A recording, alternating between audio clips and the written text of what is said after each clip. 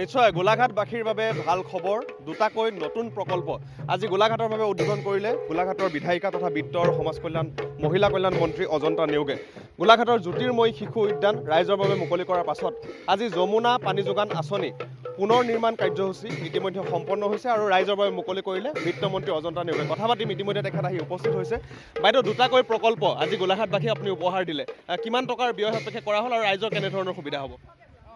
CID প্ৰজেক্টৰ অধীনত আজি আমি যমুনা খোৱাপানী প্ৰজেক্টটো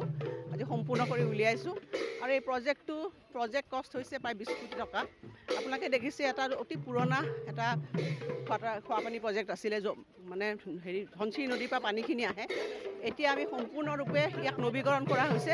আৰু নতুনকৈ প্ৰায় 4,000 পৰিয়ালে এই প্ৰকল্পৰ পৰা এডিশ্যনেলি খোৱাপানী তেওঁলোকে ঘৰুৱা সংযোগ পাবলৈ সক্ষম হ'ব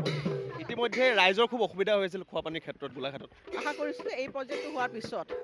প্ৰায় 70-75% লোকে এই প্ৰজেক্ট মানে এতিয়া পানী পাবলৈ সক্ষম হ'ব ইতিমধ্যে জ্যোতিৰ্ময়ী শিশু উদ্যানো আপুনি মুকলি কৰিছে সেয়া কিমান ব্যয় সাপেক্ষে কৰা হৈছে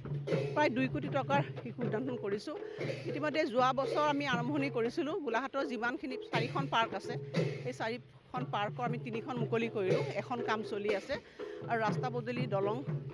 ৰাস্তা পদূলিবিলাক ড্ৰেইনেজবিলাকৰ কাম চলিছে আৰু আমাৰ অডিটৰিয়ামটো সিদিনা মুকলি কৰা হ'ল এটা ইনডোৰ ষ্টেডিয়ামৰ কাম চলি আছে আৰু এই খোৱাপানী প্ৰকল্প প্ৰায়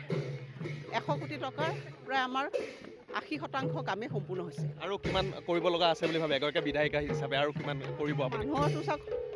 মানে মনটো মানুহে কয় যে স্কাই ইজ দ্য লিমিট কিন্তু তথাপিও চেষ্টা কৰিছোঁ কিমানটো কৰিব পাৰোঁ ধন্যবাদ জনাইছোঁ আৰু মই দেখুৱাইছোঁ বাইদেউ আৰু এটা কথা আজি আলফা আৰু চৰকাৰৰ শান্তি চুক্তি ইতিমধ্যে স্বাক্ষৰিত হৈছে দিল্লীত সেই সন্দৰ্ভত আদৰণি জনাইছোঁ এই পদক্ষেপক আমাৰ কেন্দ্ৰীয় আমাৰ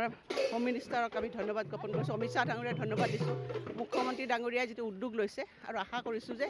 এই পদক্ষেপে ৰাজ্যখনত এটা স্থায়ী শান্তি পৰিৱেশ সৃষ্টি কৰিব ৰাজ্যৰ কিন্তু বহু মাজত খোকোজা আছে যে আলোচনাপন্থী আলফা আৰু স্বাধীনৰ মাজত বহু খোকোজা আছে এই ক্ষেত্ৰত কি ক'ব এটা পদক্ষেপ যেতিয়া মানুহ হয় তেতিয়া সেই পদক্ষেপটো আদৰণি আমি জনাইছোঁ আৰু আশা কৰিছোঁ যে এইটো